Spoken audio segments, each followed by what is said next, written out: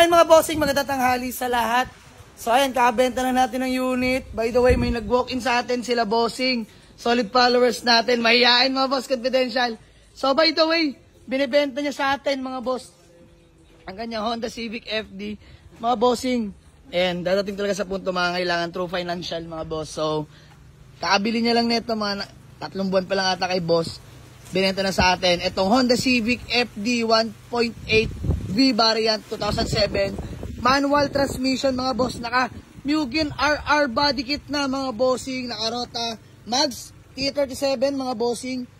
18s. Grabe to. Ayan, naka Bride Racing seats mga bossing. Manual transmission, naka rehistro. Ice cold aircon.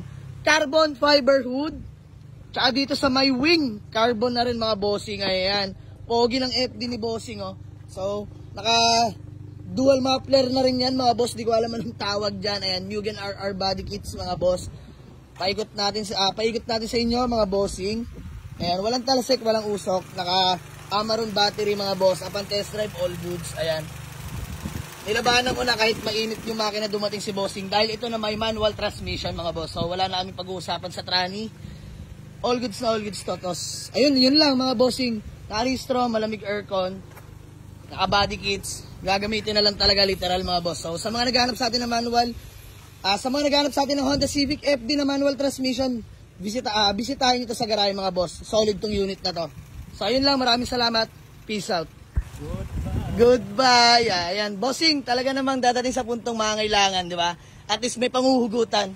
So ayan ang pogi ng unit ni bossing FD. Nanghihinaing din naman siya mga boss, pero yun nga, kailangan lang din. So ayan, nakakatuwa, may pundar si boss. Ayan, nabenta niya sa atin.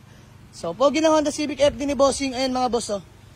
Mugen RR body kits, T37 mags, 18 size mga bossing, kompleto papeles, na aristro. White plate na nga rin pala.